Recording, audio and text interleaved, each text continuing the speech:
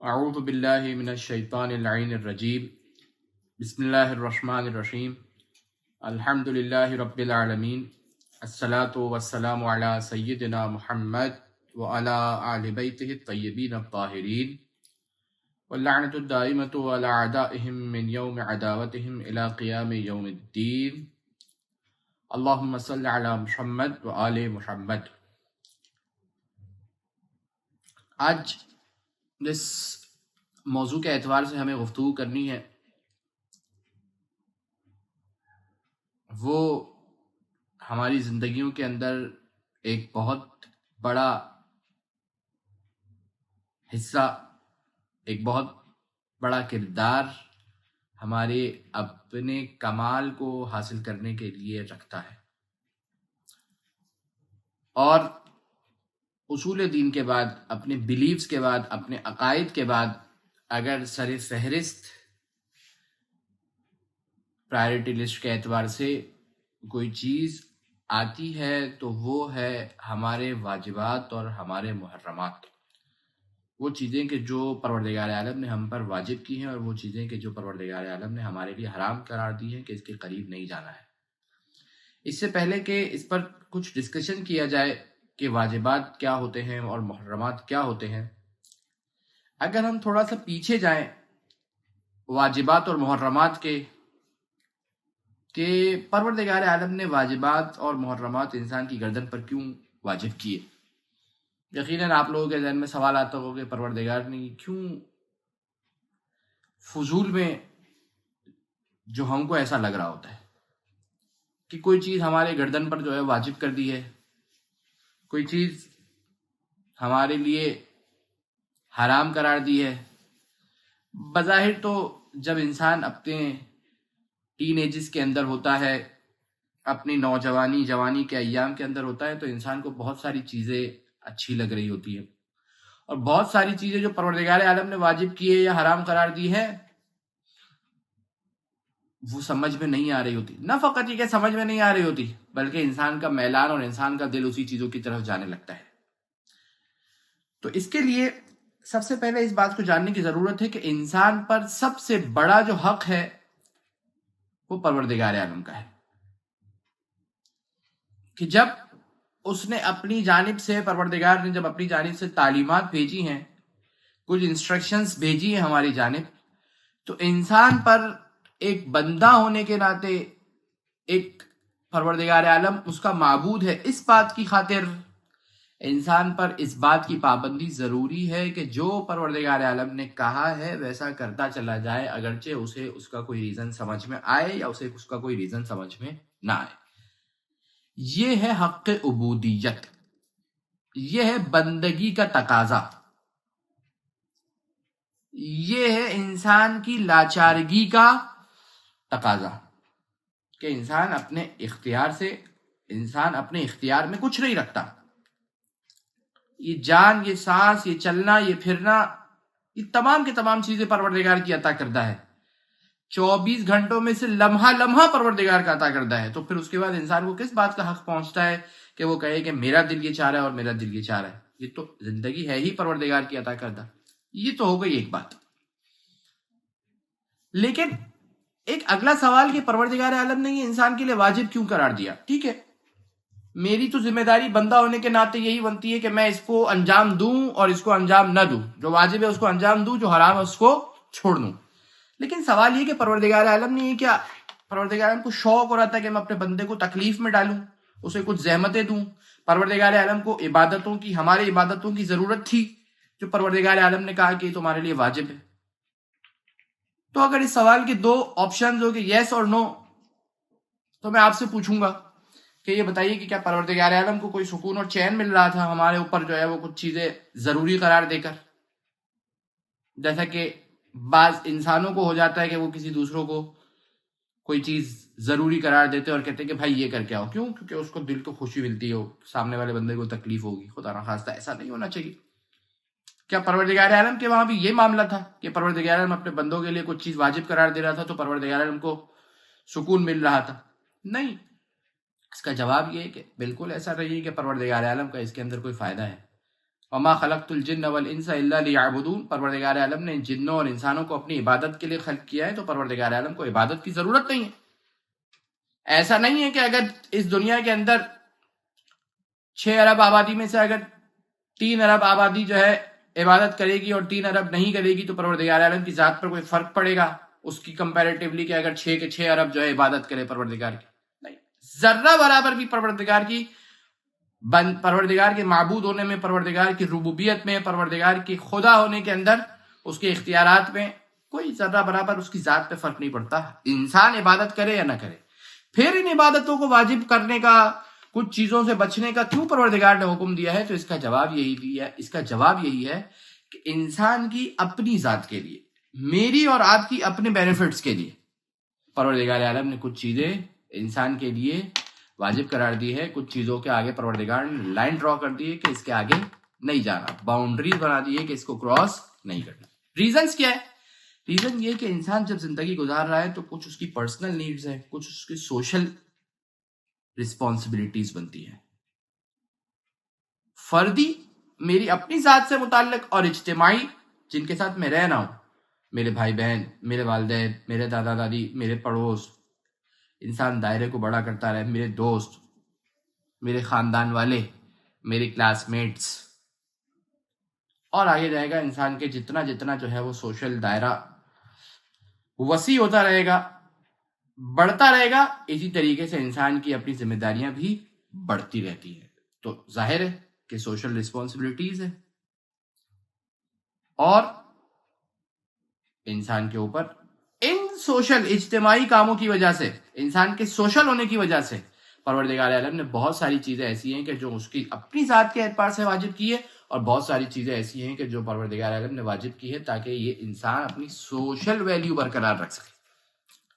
اور یہ معاشرہ، یہ جو مجتمع ہے، یہ اپنی جگہ پر، یہ جو معاشرہ ہے، ٹھیک ہے، یہ جو ہمارے پاس، جو ہمارے سراؤنڈنگز ہے، یہ ایک صحیح طریقے سے زندگی گزار سکے. اچھا، اب اس کے اندر جو ہے 2 بہت اہم چیزیں. ایک تو یہ چیز کہ یہ حدود اور یہ باؤنڈری جو پروردگار نے بیان کی ہے، چاہے وہ واجبات کی نسبت سے ہو یا حرام کی نسبت سے ہو، وہ انسان کے اپنے فائدے کے لیے ہے. اگرچہ بعض اوقات، بلکہ اکثر اوقات، انسان اس بات کو احساس اور ریئلائز نہیں کر پاتا ہے کہ یہ چیزیں اس کے اپنے بینیفٹس کے لیے. نمبر 1. نمبر 2 یہ کہ یہ جو باؤنڈریز ہے، یہ جو حدود ہے، اس کے اندر رہنا جائز ہے. ٹھیک ہے، یعنی کیا مطلب؟ یعنی اگر آپ باؤنڈری سے بالکل قریب بھی ہے تو آپ کے لیے یہ ہے تو صحیح، پروردگار عالم اس پہ آپ کو عذاب تو نہیں دے گا، لیکن باؤنڈری کے بالکل قریب رہنے کا ایک نقصان ہوتا ہے. اور وہ کیا نقصان ہوتا ہے؟ وہ یہ نقصان ہوتا ہے کہ آپ کا باؤنڈری کراس کرنے کے چانسز بہت بڑھ جاتے ہیں. میں آپ کو ایک ایگزامپل سے یہ بات سمجھاتا ہوں. ہم اور آپ کرکٹ دیکھتے بھی ہوں گے، کھیلتے بھی ہوں گے، بہت سارے بچے. آپ نے کرکٹ کے اندر فیلڈرز کو دیکھا ہے، اگر بال آ رہی ہے، ایک بندہ سینٹر آف دی گراؤنڈ کھڑا ہوا ہے، اس کے پاس بال آئی، جب بیٹس مین نے اس بال کو تھرو کیا ہے، اپنے بیٹ کے ذریعے سے پھینکا ہے، شاٹ مارا ہے، یہ بال اگر یہ fielder centre of the ground کے اندر ہی پکڑ لیتا ہے تو اس کو زیادہ اپریشیٹ کیا جائے گا اور یہ کہا جائے کہ بھائی تم سینٹر آف دی گراؤنڈ کے اندر ہی اس بال کو پکڑ لو، یا یہ کہا جائے کہ نہیں، بال کو جانے دو، تم بھی بال کے ساتھ بھاگتے رہو اور باؤنڈری سے پہلے پکڑنا. ٹھیک ہے، کہ اس کے اندر کام مشکل ہے، اور جب کام مشکل ہے اور وہ یہ کام کرے گا تو اس کو اپریسیشن زیادہ ملے گی. ٹھیک ہے نا. لیکن اگر کوئی شخص جان بوجھ کے بال سینٹر آف دی گراؤنڈ سے چھوڑ دے اور باؤنڈری کے قریب لے کر جائے تو سب اسے کیا کہیں گے کہ بھائی تمہارے ہاتھ میں بال تھی، تم نے کیوں چھوڑی، وہاں تک کیوں جانے کی ضرورت تھی. ٹھیک ہے، تم نے پکڑ لیا اس بال کو کہ وہ باؤنڈری کراس نہیں ہوئی، لیکن بہت زیادہ چانسز تھے کہ وہ بال کیا ہوتی، باؤنڈری کراس ہو جاتی اور چوکا ہو جاتا، 4 ہو جاتا، 6 تو نہیں ہو سکتا تھا. ٹھیک ہے، تو یہ کہا جائے گا یا نہیں کہا جائے گا؟ ہاں، ایک مرتبہ ایک بندہ ہے ہی مجبور، وہ پکڑ ہی نہیں سکتا تھا سینٹر آف دی گراؤنڈ کے اندر اور باؤنڈری کے قریب بال آئی ہے، تو اب وہ باؤنڈری کے قریب پکڑے گا تو ٹھیک ہے. ہمارے ساتھ بھی ایسی چیزیں ہو سکتی ہیں کیا کہ ہم ایسی جگہ پر کھڑے ہوئے ہیں کہ جہاں پر کراس کریں گے تو باؤنڈری ہے، خود بخود ہے، اپنی مرضی سے نہیں گئے ان باؤنڈریز کے پاس، بال آئی ہی باؤنڈری پر ہے۔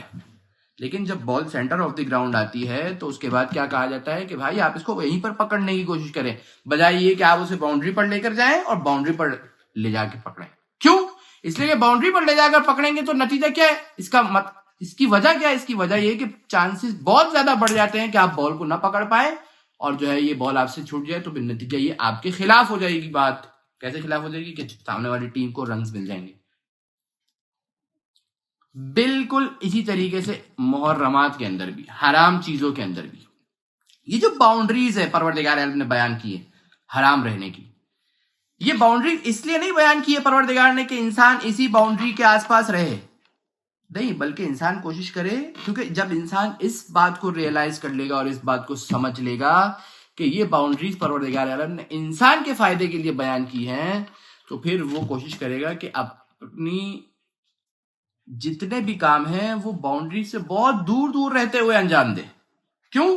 اس لیے کہ وہ اس بات کو جانتا ہے کہ اگر وہ باؤنڈریز کے قریب جائے گا تو اس کا حرام میں مبتلا ہونے کے جو چانسز ہے وہ کیا ہو جائیں گے؟ بہت زیادہ بڑھ جائیں گے۔ اسی وجہ سے بہت سارے ہمارے پاس اقوال موجود ہیں کہ جس کے اندر ائمہ اطہار علیہ السلام نے ہمیں تعلیمات کیا دی ہیں کہ احتیاط کرنا بہت زیادہ اچھا ہے، احتیاط کرنا بہت زیادہ اچھا ہے۔ بہت ساری ہمارے پاس روایات اس طریقے کی، اس مفہوم کی اور اسی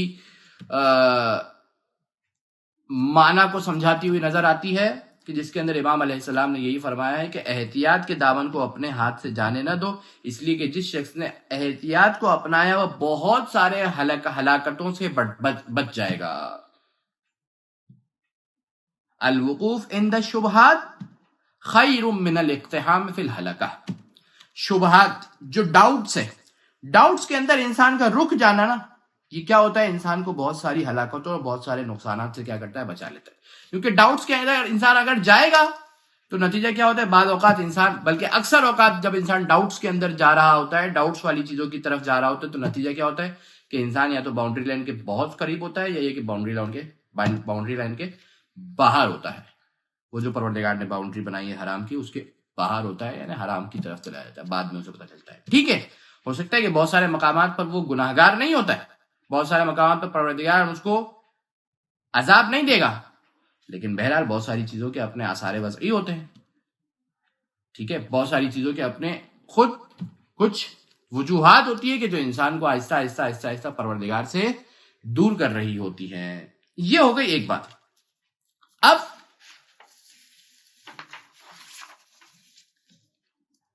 سوال یہ ہے کہ نافلہ عبادتیں جو پروردگار عالم نے کی ہے، پھر اس کا فائدہ کیا ہے؟ ایک سوال ہمارے ذہنوں کے اندر آتا ہے کہ پروردگار نے بہت ساری چیزیں مستحب قرار دی تو اس کا فائدہ کیا ہے؟ واجبات اور محرمات تو ہم نے سمجھ لی بات کہ واجبات اور محرمات وہ ہے کہ جو ہمارے فائدے کے لیے پروردگار نے کچھ چیزیں واجب قرار دی اور کچھ چیزیں حرام۔ سوال یہ ہے کہ نافلہ عبادات کو انجام دینا، ان کا فائدہ کیا ہے؟ تو امام محمد باقر علیہ السلام فرماتے ہیں کہ اِنَّ الْعَبْدَ لِيَرْفَعْ لَهُ مِنْ صَلَاتِهِ نِصْفَهَا أَوْ ثُلْثَهَا أَوْ رُبْعَهَا أَوْ خُمْسَهَا۔ جب بھی بندہ اپنی نماز پڑھتا ہے، واجب نماز کی بات ہو رہی ہے، تو اس کی نماز کتنی پروردگار تک پہنچتی ہے؟ کہا کہ یہ آدھی پہنچتی ہے یا 1/3 پہنچتی ہے یا 1/4 پہنچتی ہے یا 1/5 پہنچتی ہے۔ فَمَا يَرْفَعُ لَهُ إِلَّا مَنْ أَقْبَلَ إِلَيْهَا عَلَيْهِ مِنْهَا بِقَلْبِهِ۔ جو بھی پروردگار کی طرف پہنچتی ہے وہ وہی ہوتی ہے کہ جس کی طرف اس نے اپنے دل سے جو ہے وہ اقبال کیا ہوتا ہے، جس کو اس نے اپنے دل سے انجام دیا ہوتا ہے، جس کو اس نے اپنی توجہ کے ساتھ انجام دیا ہوتا ہے۔ پھر فرمایا وَإِنَّمَا أُمِرْنَا بِالنَّافِلَةِ، ہم نے نافلہ نمازوں کو امر اس لیے کیا ہے پروردگار نے لِيَتِمَّ لَهُمْ بِهَا مَا نَقَصُوا مِنَ الْفَرِيضَةِ، تاکہ فریضہ میں سے جو ناقص رہ گئی ہے نا، یہ نافلہ عبادتیں کیا کرتی ہیں؟ ان واجبات کا کمپنسیٹ کر لیتی ہے۔ اس طریقے سے کمپنسیٹ نہیں کرتی ہے کہ آپ یہ کہیں کہ میں جو ہے وہ فجر کی 1 رکعت نماز پڑھوں گا اور باقی جو ہے نافلہ پڑھوں گا تو کمپنسیٹ ہو جائے گی۔ نہیں، یہ شریعت نے اجازت نہیں دی ہے، لیکن 2 رکعت نماز آپ نے فجر کی اپنی شرائط اور کنڈیشنز، ٹرمز اینڈ کنڈیشنز کے ساتھ پڑھی، لیکن نماز کے اندر آپ کی توجہ کہیں ادھر ادھر ہو گئی، انسان ہے، اس کے انٹینشنز کہیں اور ہو گئی. جب انسان نافلہ نماز بھی پڑھ رہا ہے تو اس کے اندر بھی اس کی انٹینشن پروردگار کی طرف موجود ہے. امام فرما رہے ہیں کہ یہ مستحب نماز جس کے اندر تمہاری انٹینشن موجود تھی پروردگار کی طرف، اور واجب کے اندر جو تھوڑی ادھر ادھر چلی گئی تھی، یہ مستحب نماز اس میں سے جو قبول ہو رہی تھی نا، پروردگار عالم نے اس کو کمپنسیٹ کر لیا. واجب کے اندر جتنی چیزیں رہ گئی تھی، ایک ہوتا ہے پریزنٹ لگنا، آپ نے عبادت کو انجام دیا، اور ایک ہوتا ہے درجہ قبولیت تک پہنچتا.